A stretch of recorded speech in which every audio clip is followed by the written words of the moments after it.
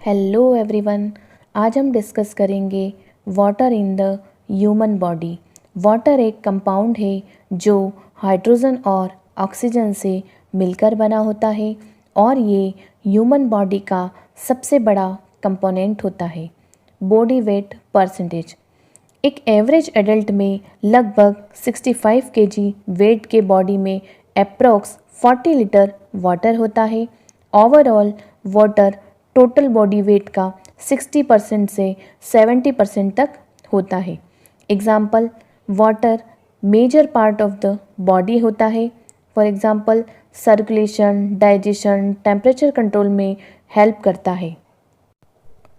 Next हम पढ़ेंगे body composition. Thin लोगों के बॉडी में वाटर परसेंटेज ज़्यादा होता है कंपेयर टू ओबेसिटी वाले। Fluid distribution. हमारे बॉडी का वाटर 3 मेन कंपार्टमेंट में डिवाइड होता है। First intracellular, second interstitial, third blood. Intracellular cell के अंदर का फ्लूइड होता है। इंटरस्टिशियल सेल के बीच का फ्लूइड होता है। ब्लड प्लाज्मा ब्लड में प्रेजेंट फ्लूइड होता है। इन सब फ्लूइड का वॉल्यूम ऑस्मोटिक प्रेशर के थ्रू मेंटेन होता है, यानी पानी का बैलेंस बॉडी में ऑस्मोटिक फोर्स के द्वारा कंट्रोल होता है। नेक्स्ट हम पढ़ेंगे functions of water. Biochemical reaction. Water medium की तरह कार्य करता है और बॉडी के अंदर होने वाली सभी chemical reaction mainly actively participate करता है। Next temperature regulation. Water body का नॉर्मल टेम्परेचर मेंटेन करता है और रेगुलेट करता है। फॉर एग्जांपल, पसीना आना जिससे बॉडी कूल होती है। Next blood circulation. Water proper blood circulation के लिए बहुत ज़रूरी है, जिससे न्यूट्रिशन और ऑक्सीजन पूरे बॉडी में ट्रांसपोर्ट होता है। Next providing moisture.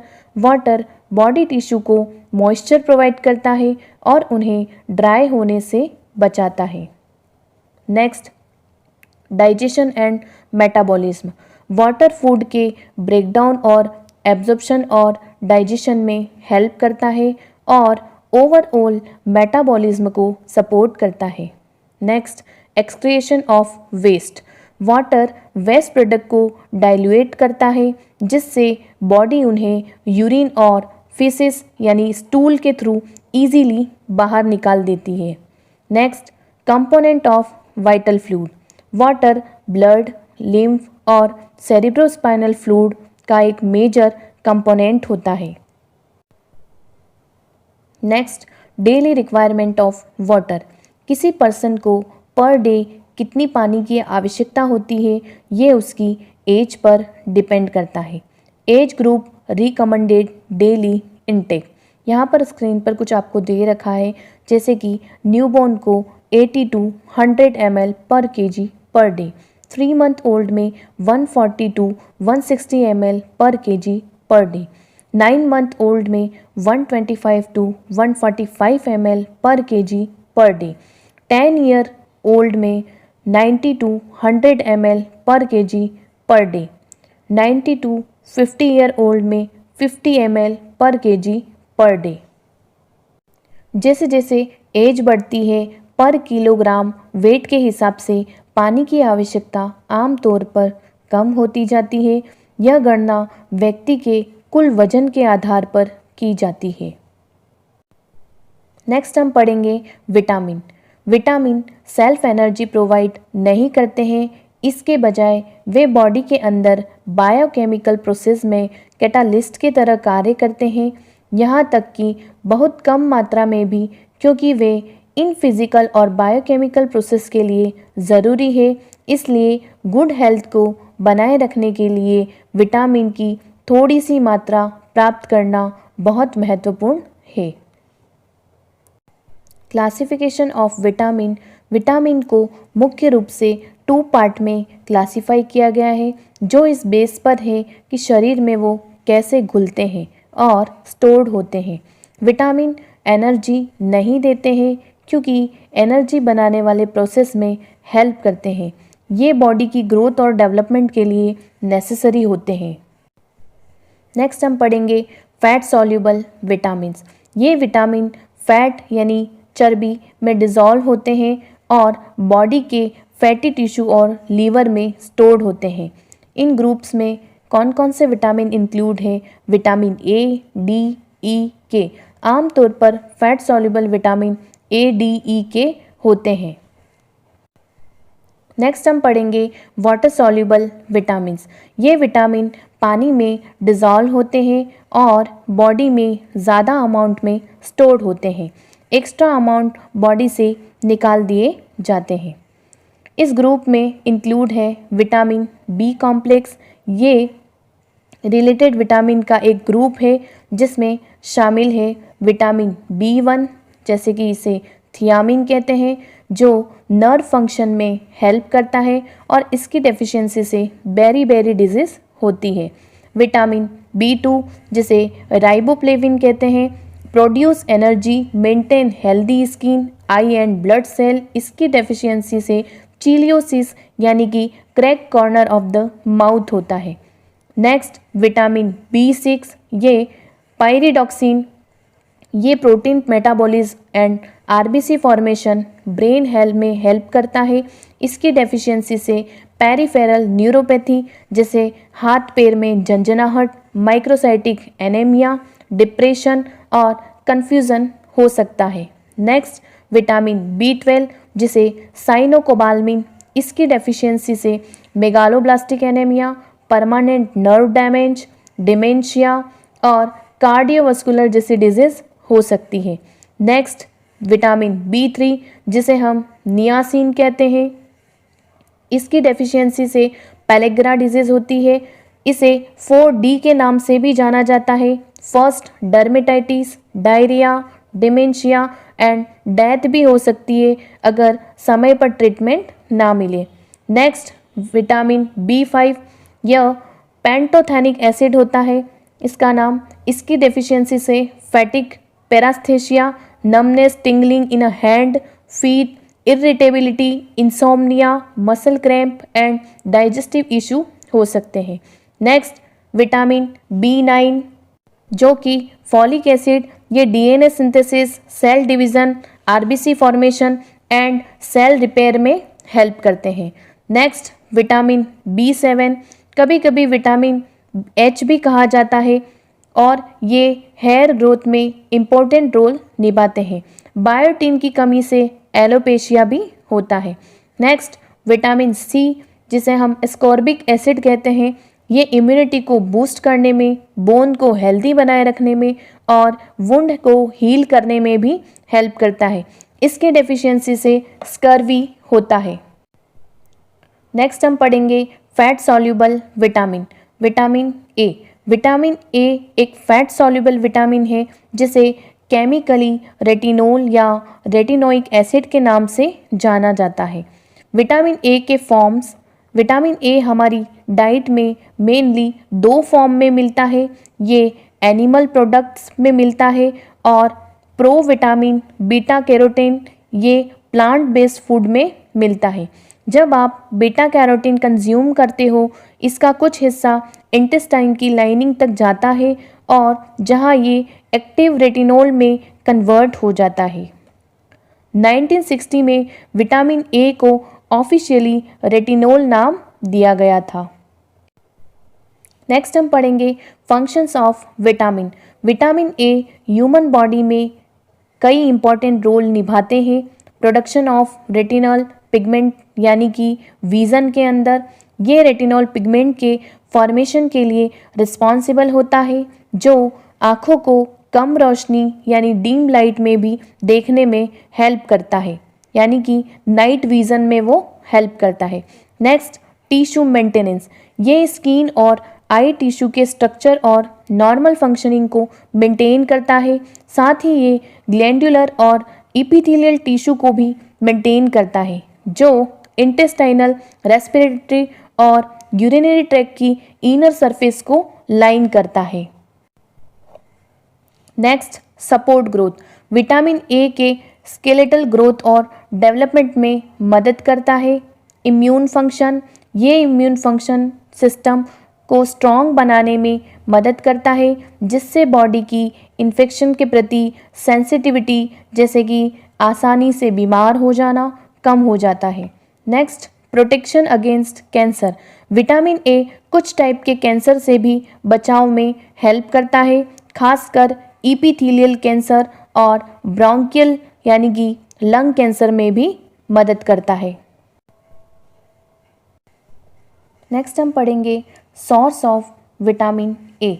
Vitamin A मुख्य रूप से 3 सोर्स में प्राप्त किया जा सकता है। First, animal food.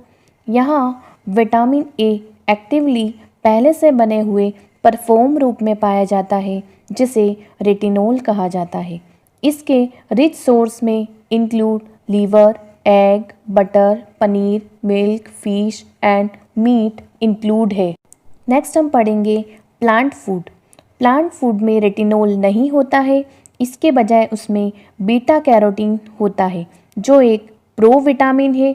इसके अच्छे सोर्स में ग्रीन वेजीज जैसे कि स्पिनेच यानी पालक, हरे और पीले फल जैसे पपीता, आम, कद्दू और कुछ जड़ वाली सब्जियां जैसे कि कैरट शामिल है। जब इनका इंटेक किया जाता है तो स्मॉल इंटेस्टाइन इस बीटा कैरोटीन को एक्टिव रेटिनोल में चेंज कर देती है, जिसे बाद में यूज़ के लिए लीवर में स्टोर्ड कर लिया जाता है। नेक्स्ट हम पढ़ेंगे synthesis fortified food. Vitamin A को आर्टिफिशियली बनाया जा सकता है, इसे लैब में सिंथेसाइज किया जा सकता है, जैसे कि इंडियन लेमन ग्रास का यूज़ करके। इसके डेफिशिएंसी को रोकने के लिए विटामिन ए की कमी को रोकने में मदद करने के लिए दैनिक भोजन की वस्तुओं जैसे कि हाइड्रोजेनिक वेजिटेबल ऑयल और दूध अक्सर अतिरिक्त विटामिन ए के साथ फोर्टिफाइड किया जाता है। Next, daily requirement of vitamin A. 1967 में वर्ल्ड हेल्थ ऑर्गेनाइजेशन के द्वारा एक सिफारिश की थी विटामिन ए के इंटेक को इंटरनेशनल यूनिट के बजाय माइक्रोग्राम में मेज़र किया जाना चाहिए। Recommended daily intake age and life के बेस पर न्यूबॉर्न को 300 से 400 माइक्रोग्राम, चिल्ड्रन में 12 ईयर तक 600 माइक्रोग्राम, लैक्टेटिंग मदर को 750 से 400 माइक्रोग्राम, जनरल एडल्ट में लगभग 750 microgram retinol per day provide किया जाना चाहिए। नेक्स्ट हम पढ़ेंगे vitamin A deficiency. Vitamin A deficiency की वजह से Bitot's spot, conjunctival xerosis, night blindness जैसी बीमारियां होती है। विटामिन ए की कमी मुख्य रूप से आँखों को इफ़ेक्ट करती है, जिससे ज़ेरफ्थेल्मिया के नाम से जाना जाता है। साथ ही बॉडी के अदर एपिथेलियल टिश्यू को भी इसमें इंक्लूड किया गया है। Next, first, night blindness. यह विटामिन ए की कमी का सबसे स्टार्टिंग सिम्टम है, जिसमें व्यक्ति को कम रोशनी या अंधेरे में कठिनाई होती है। Next, conjunctival xerosis. इसे पहला क्लिनिकल साइन जिसे डॉक्टर देख सकता है। इसमें कंजक्टाइवा सफ़ेद हिस्से के ऊपर साफ झिल्ली अपनी सामान्य चिकनी और चमकदार उपस्थिति खो देती है और ड्राई एंड नॉन वेटेबल हो जाती है। नेक्स्ट हम पढ़ेंगे बाइटोट स्पॉट। जैसे विटामिन की कमी बढ़ती है तो बाइटोट स्पॉट दिखाई देने लगता है, जिसमें कॉर्निया के दोनों ओर बल्बर कंजक्टाइवा मोती जैसे सफ़ेद या पीले जागदार धब्बे दिखाई देते हैं। Next, corneal xerosis. यह एक अधिक सीवियर स्टेज है। इसमें कॉर्निया डल, ड्राई और गीला न यानी कि नॉन वेटेबल हो जाता है, जिससे नमी के कारण अक्सर कॉर्नियल अल्सर बन जाते हैं। नेक्स्ट हम पढ़ेंगे केरेटोमलेशिया। यह एक डेंजरस स्टेज है। इसमें कॉर्निया पार्शियली या कंप्लीट रूप से सॉफ्ट हो जाता है और अपनी ट्रांसपेरेंसी खो देता है। यदि समय पर ट्रीट तो पूरी आई बॉल कोलैप्स हो सकती है या नष्ट हो सकती है, जिसके परिणाम स्वरूप परमानेंटली ब्लाइंडनेस भी हो सकता है। नेक्स्ट हम पढ़ेंगे ट्रीटमेंट एंड डाइटरी रिक्वायरमेंट। इनके डेफिशिएंसी के ट्रीटमेंट के लिए, प्रिवेंशन के लिए विटामिन ए की स्पेशल डोज दी जाती है। Standard oral dose retinol orally 2 lakh international unit की डोज दी जाती है, जो कि mg में 110 mg के बराबर होती है। यह हर 6 महीने में एक बार दिया जाता है और इन्फेंट के लिए 6 महीने से 1 वर्ष तक डोज को हाफ कर दिया जाता है, जो कि 1 लाख इंटरनेशनल यूनिट होती है और mg में 55 mg होती है। नेक्स्ट अब पढ़ेंगे इफ़ेक्ट ऑफ एक्सेसिव डोज, यानी कि विटामिन ए की एक्सेसिव डोज लेने पर क्या क्या टॉक्सिसिटी हो सकती है। विटामिन ए फैट में फैट सॉल्युबल होता है, इसलिए इसे स्टोर कर लेता है, इसलिए इसे हमारा जो बॉडी होता है स्टोर कर लेता है। बहुत अधिक मात्रा सेवन करने से टॉक्सिसिटी हो सकती है।